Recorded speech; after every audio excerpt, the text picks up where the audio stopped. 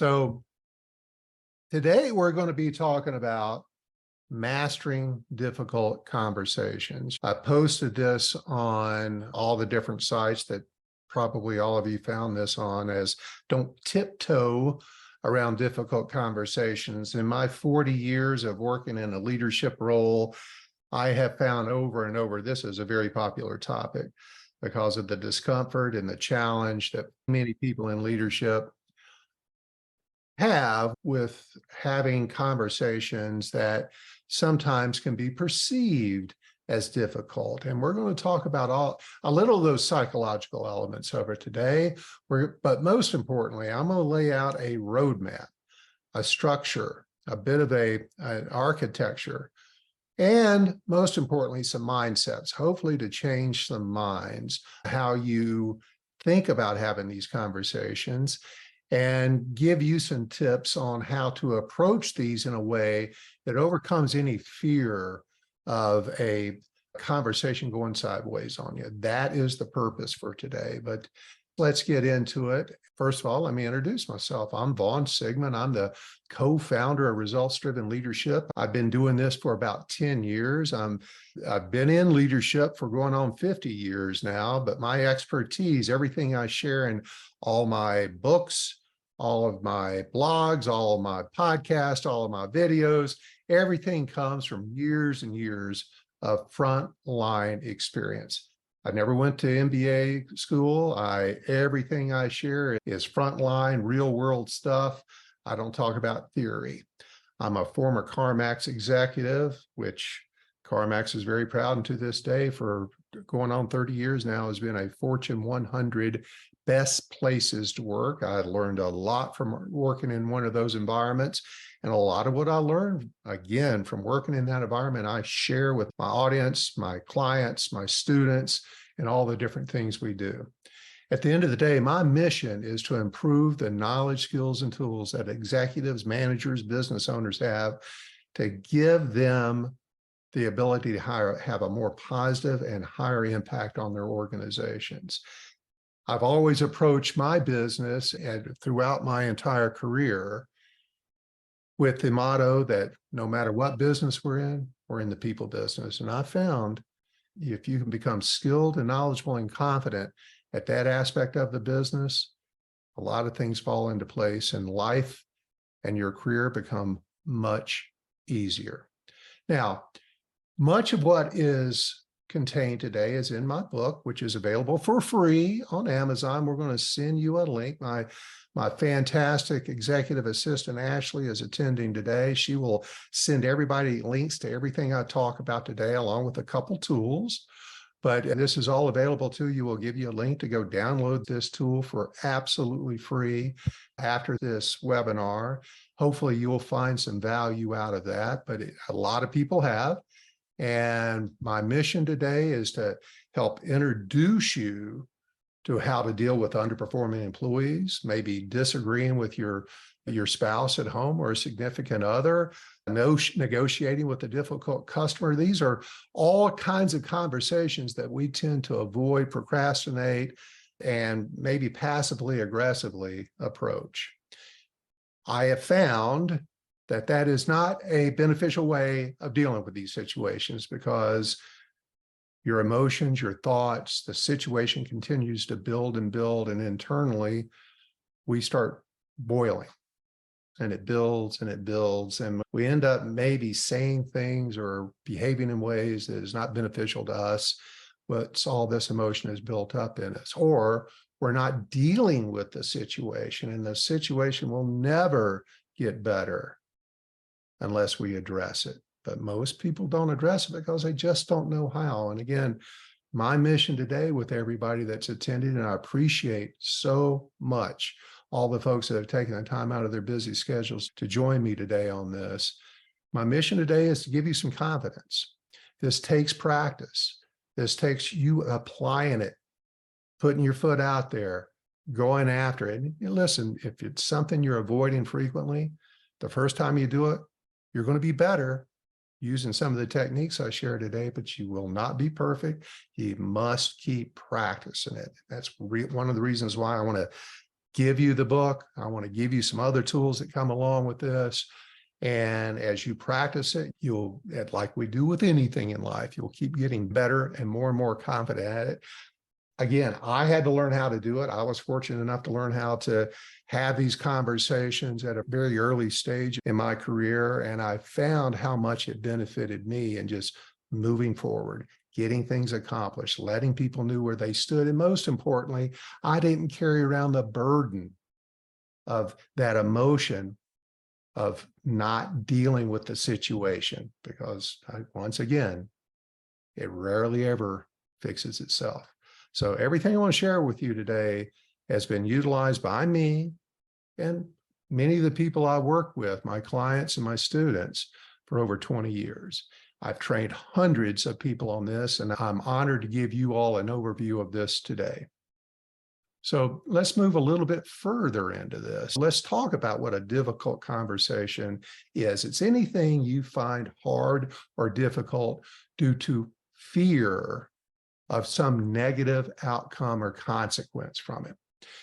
Fear can be also turned into an acronym, FEAR, false expectations appearing real. Very often it's a self-limiting mindset that we place on ourselves, that we hold back saying what we need to say or having the conversation we need to have with somebody because of fear. We have already predetermined what that outcome is going to be. And because of human nature, we typically believe it's going to be a negative or a difficult outcome. So that keeps us bottled up. It keeps us passive. It keeps us procrastinating, kicking the can down the road on having these conversations. And you're not helping yourself nor any of the other parties involved that need to be involved in this conversation. This is a key element to your leadership skill. This is a very important part of the skills that you must have in your toolbox in order to be a highly effective leader, is having these difficult conversations.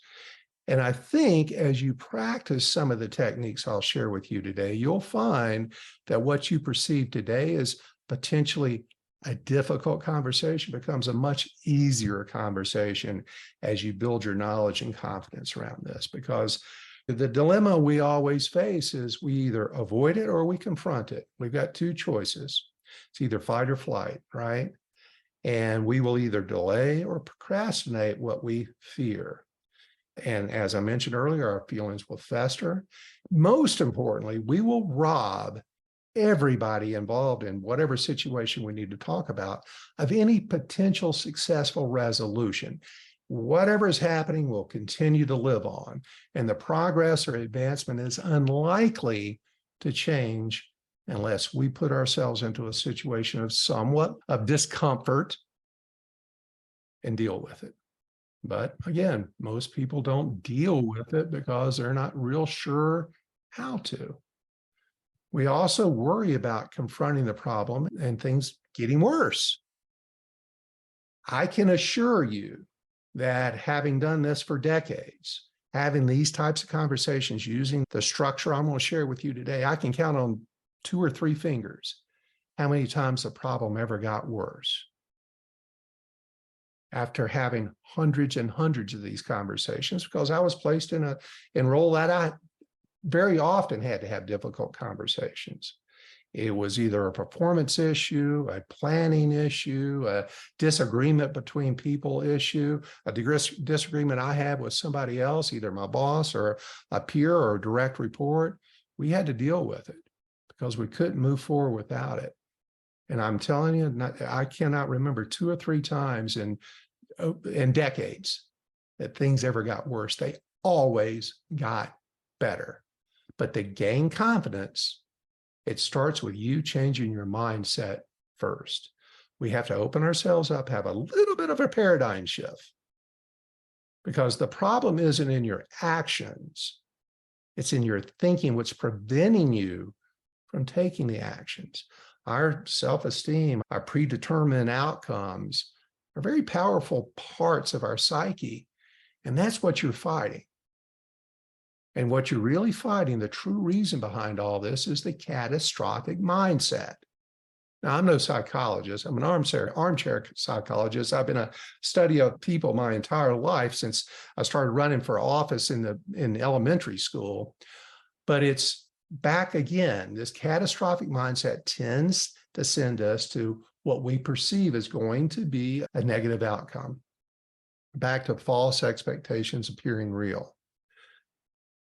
In order to change your mindset, to be able to give you the gumption to go have more of these very positive conversations that sometimes we're avoiding, we have to shift our stance in a very subtle way, but it's the game changer. We have to shift from I have to give a message stance to I have to learn. I need to find out more information stance. And that alone is the biggest shift any of you attending this webinar today are going to have to make. Don't worry about going in and having a dialogue and telling something to someone that you may or may not be comfortable with. What's going to make you comfortable is going into these conversations with, I need to learn more. I need to find out more information. I need to find out their story. I need to be able to compare that to the story I have. And as you all know, somewhere in the middle is the true story. And then we need to think about what we need to do, what we can do. Most importantly, we need to change something that must be altered. And that's our role. We can't avoid that as leaders. We have to go in and get ourselves involved in it. What we can change is the way we respond to these challenges. And again, back to that subtle mind shift is I'm not going to go into a conversation with a pre-scripted approach of what I'm going to say. I'm going to go in with some questions. I must ask questions. And I'm telling you, that changes the game for you. Because as we explore the situation, we gain more information through starting with questioning. All of a sudden, you're going to get a much clearer picture of what happened. There's also a psychology behind that is one of our deepest needs as a human is to be listened to. That really opens us up to trust and dialogue when we're listened to. And what we're going to do is we're going to shift the tables here. We're going to listen to them before they listen to us. Don't assume you have all the information. That's right there what gets people in trouble, is not having all the information. It's a lack of confidence that I know what's going on, or too much confidence based on too little information. And it has been wondrous with people who apply these techniques. If you go in with an open mindset, I'm going to go in with questions. I'm going to give you a list of, I think it's 25 open-ended questions at the end of this webinar. Ashley's going to email all those to you. You start using those as part of these conversations, and it's going to be the difference between night and day and how they go. Because what you're really looking for is the what happened conversation. What's the story here?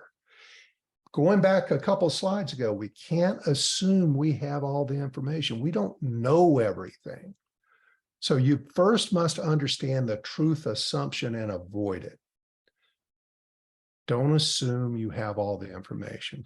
We often fail to ask the key questions because of these assumptions. And you're all guilty of this, including myself, is we're right. We have an approach and a mindset that I'm right, you're wrong, and I'm going to correct you. You can't approach it that way because you may be wrong. Most of the time you're going to be right, or you'll have most of the information. But back to that shift in mindset, if I go in with questions versus a monologue, the one-way conversation, we will run the risk of missing information and embarrassing ourselves because we were wrong, or approaching this conversation in a way that will never allow that person to share what we may be wrong about. They may be so intimidated or demoralized or disengaged or turned off based on how you're approaching it, that they'll never share how you're wrong. And what you've done is just broken the relationship we have with that individual. That's not something any leader ever desires, because that's very difficult, if not impossible, to repair. You think about any time you've ever been wrongly accused, even as a child, of something, and how much that hurts your feelings. We're dealing with feelings here. And there's many people, many DISC profiles. We use DISC extensively in our practice here, but there are certain DISC profiles. That feeling is the empathy that we need for others is not something we possess a lot of. Most leaders have a very high D, which lacks a lot of empathy in dealing with others. You have to fight that. Now, that's only about 3% of the population. I think I have one DISC of somebody that's on this call today, and it's one of my clients that's joining us today. Mike, I appreciate you joining. But you want to make sure you have all the information so you're not hurting feelings, you're not breaking relationship. And most importantly, this is the first step to getting to the bottom of it so that you can fix the situation. The big hitch is you're always right. You've got to abandon that thought, because difficult conversations cannot be approached with you thinking that you're always right. There's always conflicting perceptions. And sometimes we are fighting perceptions. It's not so black and white. Perceptions sometimes are very gray. And part of this, the role and the goal out of one of these conversations is to clarify things. We want to get things very clear, black and white, and focused. But in order to do that, we need to get all the information. And if we go in doing all the talking, we're never going to get all the information. It just doesn't work like that, because very often part of the reason why we think we're right, they're wrong, we have all the information, is we assume their intention. We assume somebody else's intention. I call it the intention invention. We come up with their intention. And you know what? You're not always right. That's the second little mindset that you have to make sure you ingrain in yourself. So I'm not right, and I cannot assume or think I know what their intention was. It's a very common error that we make. We assume we know why they did it. But the fact is, intentions are invisible. They only live in the mind or in the soul of the other party or parties that are involved in this conversation. And we're simply making them up. We're making our own stories up. And we may be right, but often we're wrong. And if we were in a class with a much smaller group than we have today, we'd go around the room today and say, tell me about a time you got it wrong, when you assumed you knew someone else's intention and you found out later that you were wrong. We've all, for the most part, been guilty of making that assumption. That avoidance of guilt might make these conversations difficult for us because we want to avoid putting ourselves in that situation again. Then we have to watch out for the blame frame, I call it. Another big error is we're focusing on placing blame for this mess. And you start going down that path and you're setting yourself up for a difficult procedure. Blame distracts us from really finding out what went wrong. You have to assume that nobody's right, nobody's wrong. I just need more information. I need to get the total truth out of this. And more importantly, without that or with that, we might or might not be able to correct the situation moving forward. We must get to the real causes of the problem, the challenge, the situation. Then and only then Can we begin correcting it? Gathering all the information. I call it a pool of collective thought.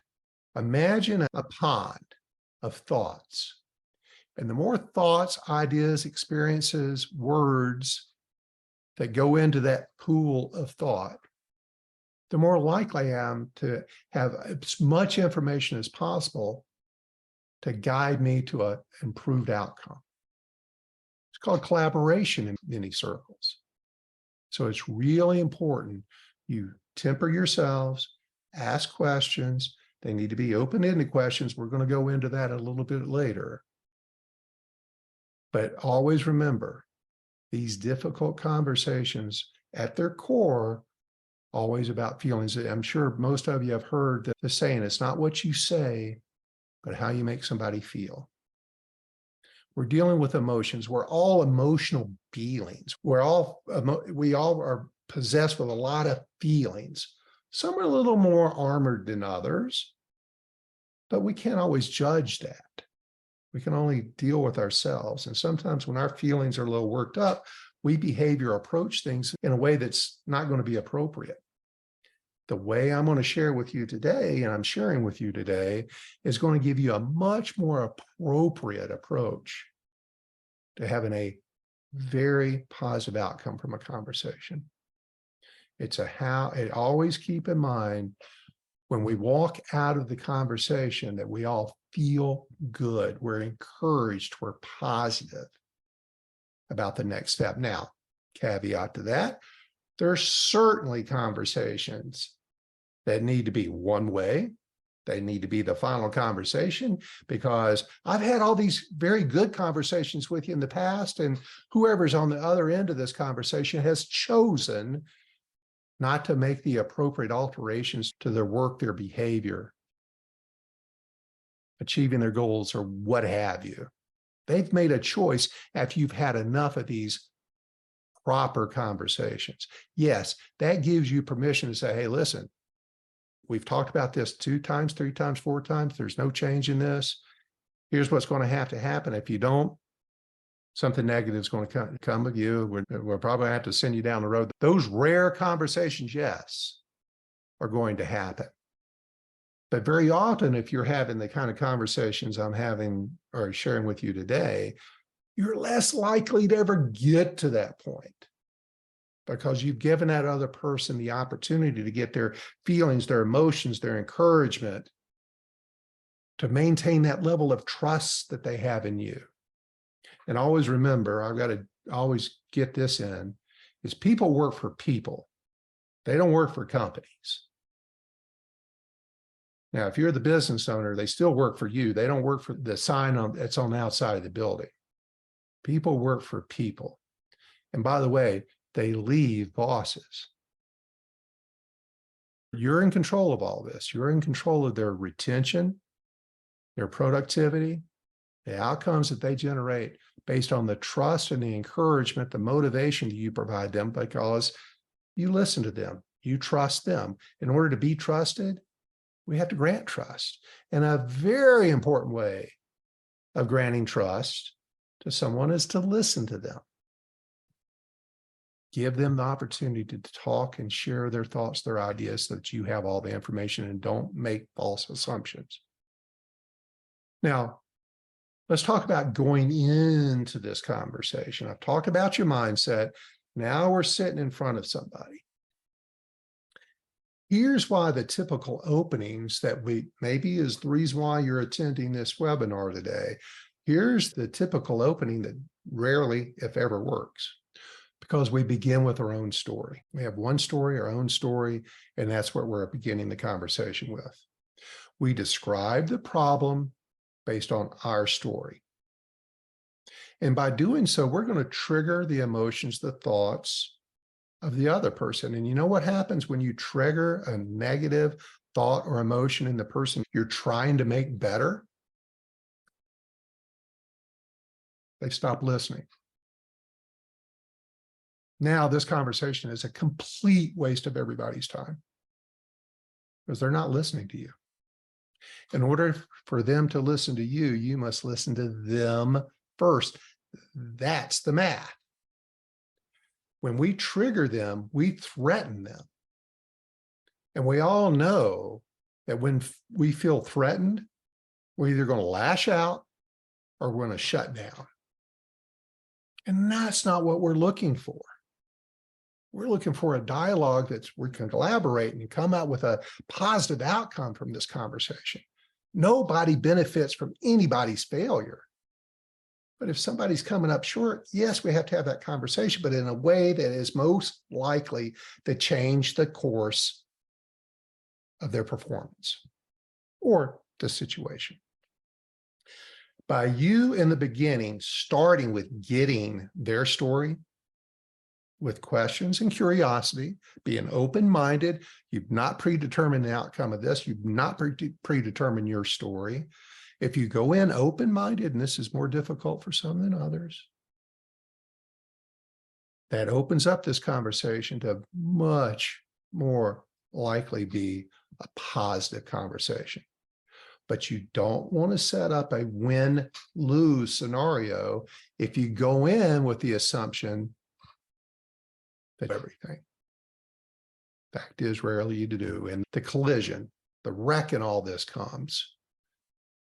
It's because their story is different from our story. And I say this often, it is rare, unless they're a psychopath, it is rare to find the employee that gets up every morning and says, you know what? I'm going to go to work today and I'm going to do as lousy a job as I possibly can. I'm going to be lazy. I'm going to be disruptive. I'm going to get away with as much as I possibly can. Pretty rare person. Most employees, the ones working with you now, they want to go do a good job every day. And if we sometimes run across these situations where they're not performing at levels or standards that we expect of them, we have to have the conversation. But we can't argue with them. Whether this is at home, it's with a child, it's with a significant other, it's with a spouse, it's with a friend. But certainly, if it's someone who's a direct report of ours, if you ever get into an argument, you're done. You're going to accomplish nothing. You're going to walk out frustrated. They're going to walk out frustrated, and nothing will have been accomplished from that. So you have to avoid the argument at all cost. And the best way to avoid that argument is to be open-minded, be resourceful with your questions, be truly curious and open-minded, seek understanding first. It's a book from many years ago. Seek first to understand in order to be understood. I believe that was Stephen Covey. I may be wrong in that quote. Seek first to understand so you can then be understood. That's the process here. Because once you fully understand, then you've opened their ears and you've opened their minds up to your side of the story, what you've learned. And sometimes there's been situations that I've completed asking the questions, uncovering their story, to where I say, never mind, I brought you in here for nothing. I was given bad information. And I'm sorry I wasted your time. That has happened. That's happened more than the outcome of this conversation going poorly. That I just went in half-cocked, but thank God I was having a constructive conversation through asking the right questions, and found out before I ever shut my mouth off and got myself in trouble and disengaged with this person, broke the trust with this individual or individuals, because I faced this in groups as well, the stories I could tell. I found out that I just did not have the information. So I just stopped having the conversation. I was much better off doing that, because we have different information. Almost always when there is a situation that we're having to deal with, it's because of a variance of information. We notice different things. Our views on what we notice are often based on differing information. Could be how goals were set, timelines were set, job structures were created. But the only person that knows ourselves better than ourselves is ourselves. We always have access to different information than someone else. But if we're getting it secondhand, always understand that's been turned into their perception of the situation. The other person has their perception of the situation. That's the intention invention that we have to avoid. And that's where these conversations can either go very well or go very poorly. So always assume that there is important information out there that you do not have. And if you approach any difficult situation with that mindset, you're winning the game. If you shift to a learning stance, shift to what happened stance, and stop struggling with right and wrong, who's right, who's wrong, explore the stories. That's what creates arguments, is when we're not listening to somebody else. And men on this webinar today, I'm sorry. I've got to inform you of something. We're not very good at listening. Have you ever had a female in your life say to you, "You never listened to me"? I can't see all the audience right now, but there's a few women that are nodding their heads and smiling right now, because it's just true. Men, we are wired and programmed from our core to listen to just enough information for us to build a response, a solution, and then share it. We have to fight our nature in these situations. We have to know that's our propensity to think we have everything to solve the problem. You have to hold that back. You have to hold that back. You have to explore the stories. You have to listen. You have to avoid the argument. They think we're the problem. We think they're the problem. Somewhere in the middle is where the problem lies. Because when we get into an argument, any kind of understanding is out the door, because listening is stopped. It inhibits change. And I studied change management for many years now. The only way you can get anybody, whether it's an entire group of direct reports, employees, team members, whatever you call them in your organization, associates, staff members, whatever, and the only way you can get people to change a course of actions is you have to get their feelings on your side.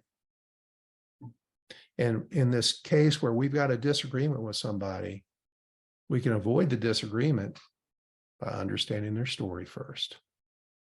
And this is what differentiates an average manager from a great leader. It's commonly called soft skills. I included it in this presentation because that's what it's normally called. That's the catchphrase for it. But I really think it's not soft skills. It's essential skills.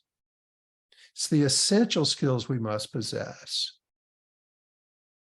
to be able to deal with humans and the human feelings and psyche in a way that's going to give us the best productivity and outcomes. It also gives us a great deal more self-satisfaction and success. And you as a leader have to be able to develop the approach, the process, to have a high level of trust through trusting communication. And I've done a podcast, I've done a video, I've written several blogs on this. The best leaders are the best listeners. You'll find that in all the top leaders, is they have either the natural skills, which is very rare, or they've trained themselves in the skills of keeping their mouth shut and their mind open until they have enough information to be able to form an opinion. Great leaders lead with their ears. Utilizing that tool provides you with a much more positive relationship with your team. And that's what it's all about. That's what it's all about. And the big mistake is we don't listen.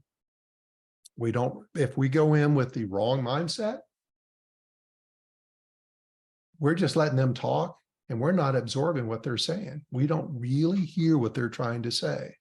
If you're really tuned in with great active listening skills, you're really curious, you're open-minded, you really are in this conversation to get all the information you can, so you have a very clear black and white picture of what the situation truly is, what the root cause is. When you approach it with that mindset, you have to be able to actively listen. What's active listening mean? It means you're going to ask open-ended questions. One, who, what, when, where, how, cannot be answered with a yes or a no, simply, right? I think everybody on here knows that. But it also involves probing. Tell me more. Share more with me. How did that make you feel? What led to that?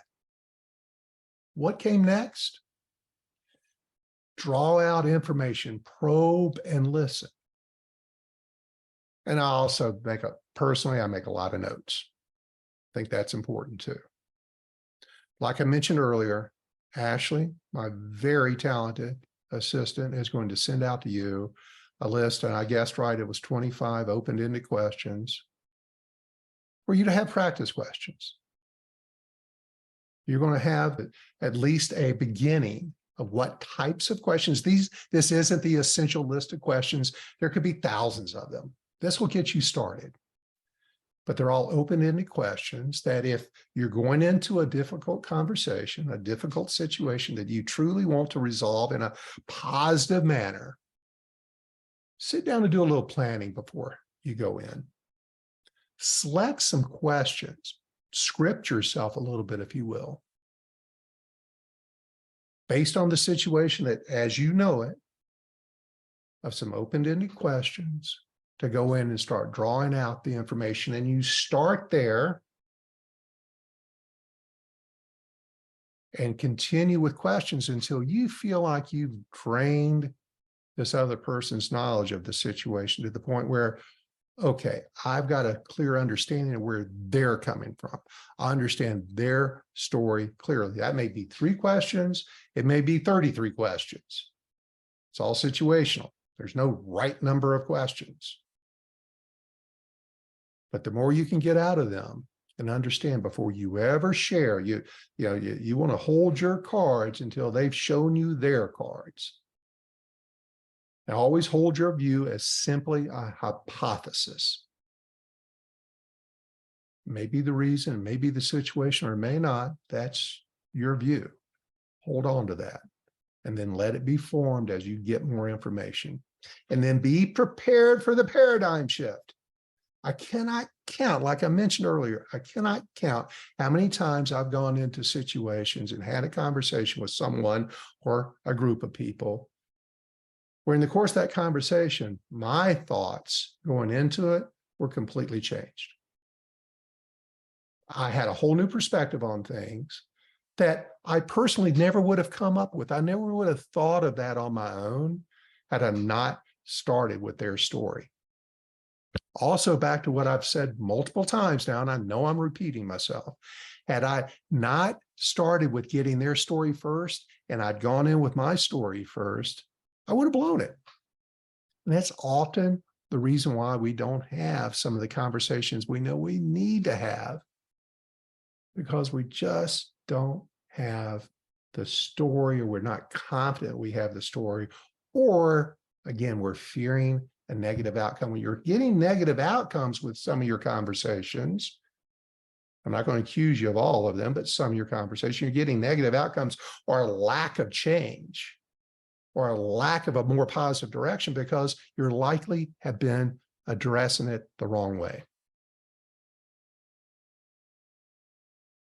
So be prepared for your paradigm shifts. That's the beauty of this. I love it when that happens, because I know I just didn't step on my own 2 feet.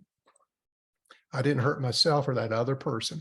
I've just avoided a huge trap that many managers set for themselves in approaching these conversations the wrong way. So let me start wrapping this up a little bit. Here are the 4 steps. This is the gold standard for gaining mutual understanding. 1, have a curiosity mindset. Don't assume. 2, listen. Listen, probe, actively listen, ask them more questions, maybe make some notes. But do not comment. Do not play your cards until you've drained them of the appropriate amount of information.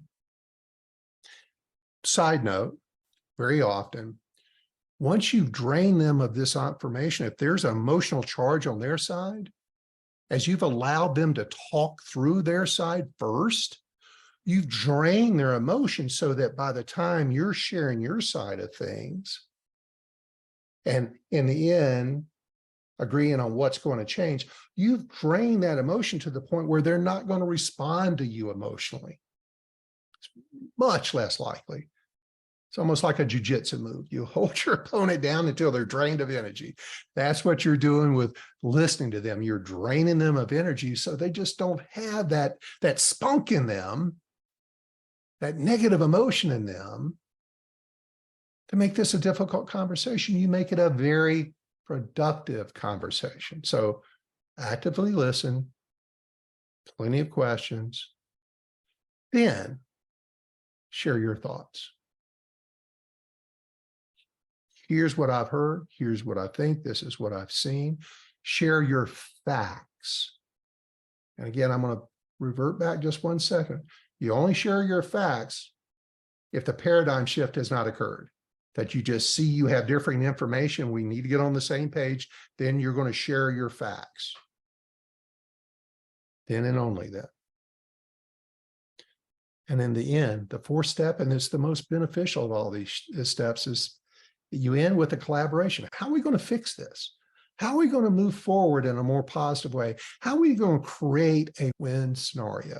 You win, I win, the customer wins, the team wins, the company wins, everybody wins when we walk out of this room with a positive sense of action that's going to result in a positive change, a positive outcome. So clear your mind, be curious, ask a lot of questions, open-ended questions, get a lot of information, then share your side. So you're going to go second in all this, right? That's clear as the slide in front of you. And then we're going to talk about how we're going to fix this. Now, a couple tips on that.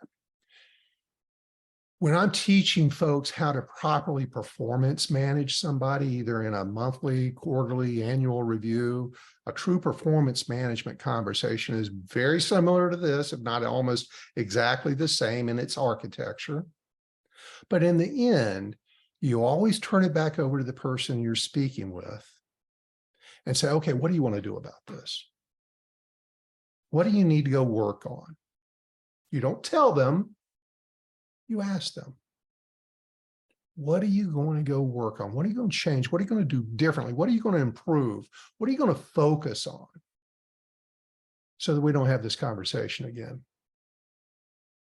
And if they participated in this, and likely they will, with an open mind, because you've given them an open mind, they'll start laying out an action plan for you.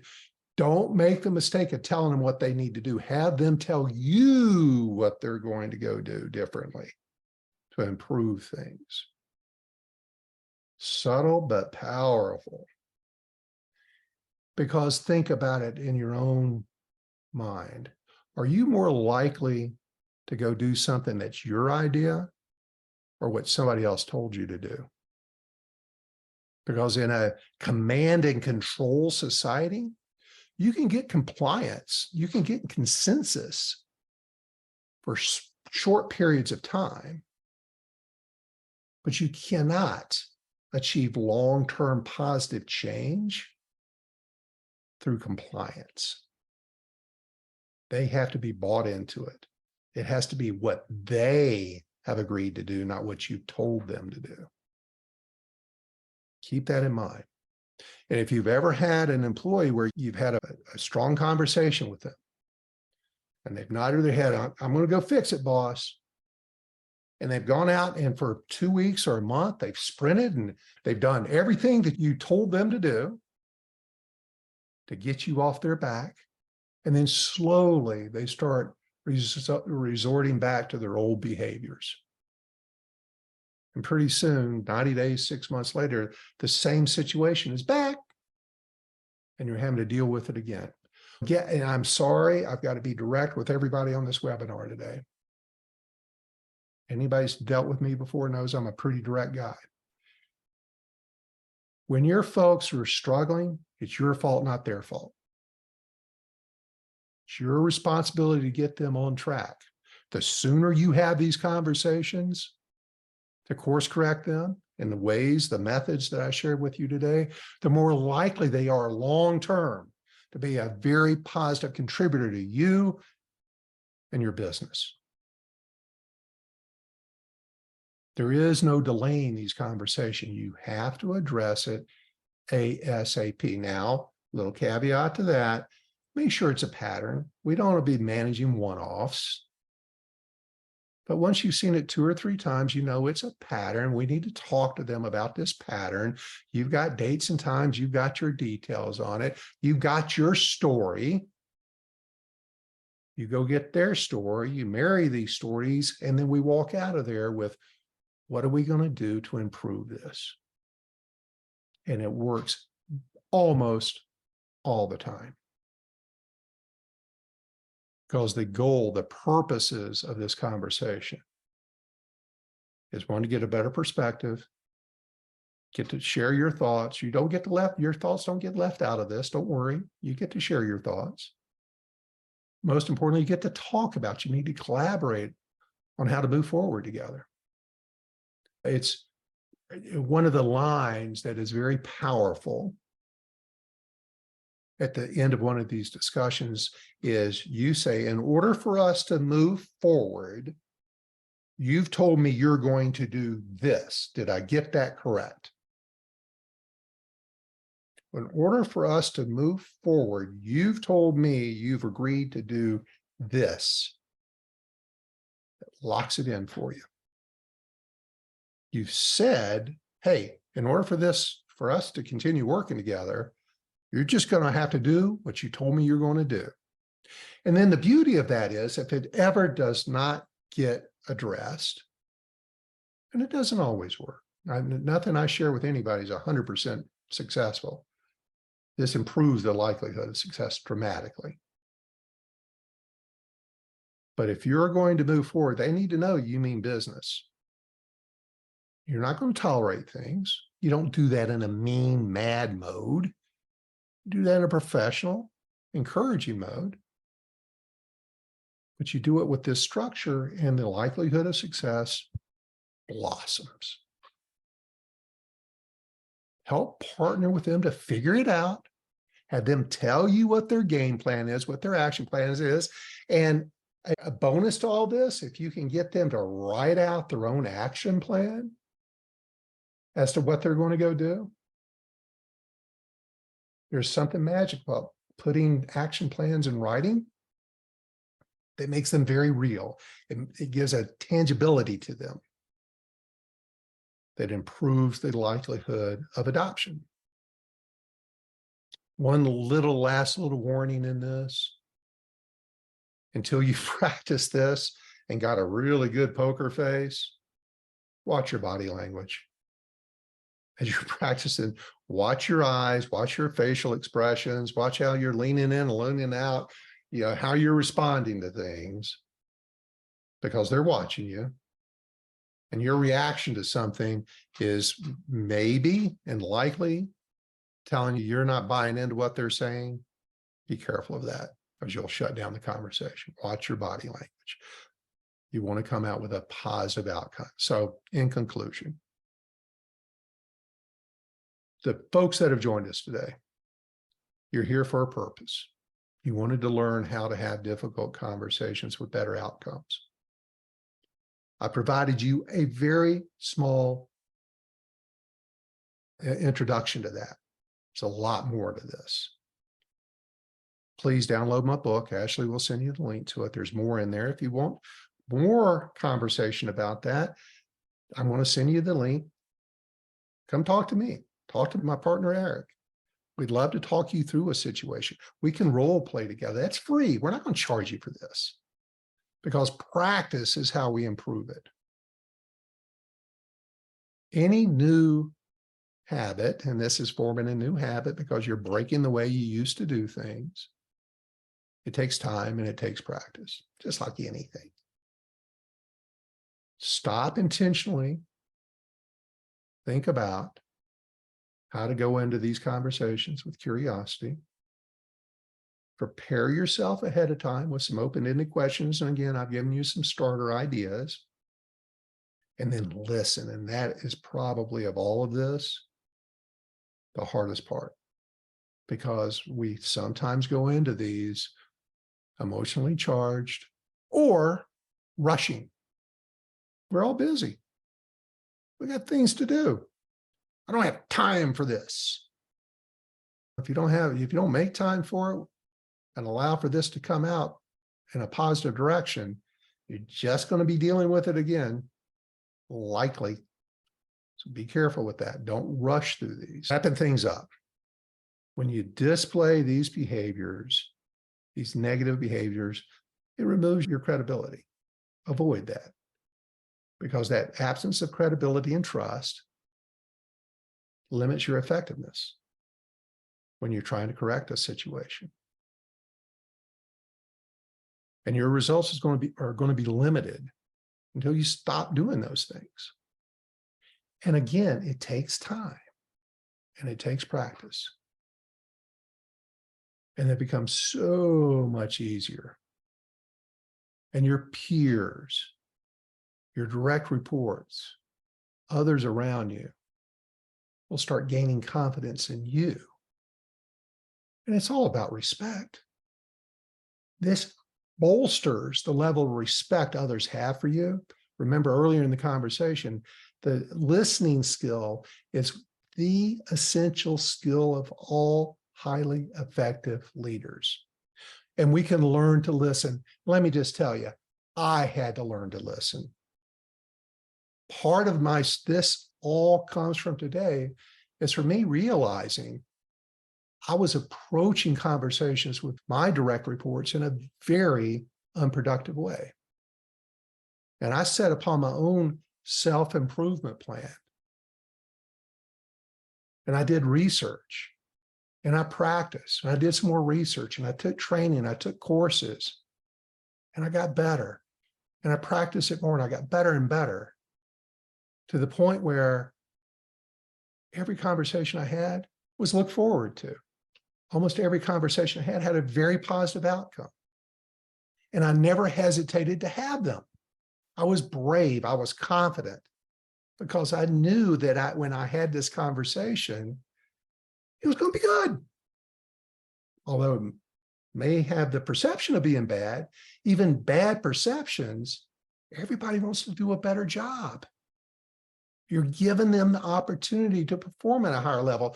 Everybody leaves work every day and wants to go home and have had a good day. This allows them to have a good day every day. So here's what I'm going to do, because the crowd is a little sizable today. This is scheduled for another 30 minutes. I'm going to hang on at the end of this. And if anybody wants to ask some individual questions for me until 12:30, I'll be right here to field those questions for you. I'll get rid of the slides and we'll get everybody's pretty faces up on the screen. We'll talk about that. But please commit to your own personal development. This 1 hour you've spent with me learning something new, you're not going to know it in the next 10 minutes. Start small, start big, just start somewhere. Download the book, read the tools, and start practicing it. If anybody would like to reach out to me for more information, I'm also sending you all this information. I'm going to send you copies of the slides today that have all the links to my email, our website, please sign up for our newsletter. I have a podcast that's been around for about 6 years now. It's a top 100 podcast in the leadership and management category. I'm very proud of that. Lots of great listeners. Please sign up and start listening to the Business Mechanics Show. I love doing it. It comes out every Monday. And if anybody be interested in joining any further webinars, any future webinars next month in August, we're going to be having one of our most popular webinars. It is the most downloaded podcast that I've had over the years, with hundreds of thousands of downloads, is how to move from a manager to a leader. How do I be more effective to move from just being a manager to being an effective leader? If you're seeking to enhance your leadership skills to improve the impact you have on your organization, come join us. We've got a link in the notes for you to sign up for it. Love to have you again. There's a link to the invite. There's a link to the event. And at that, I'm going to say goodbye and thank you all very much.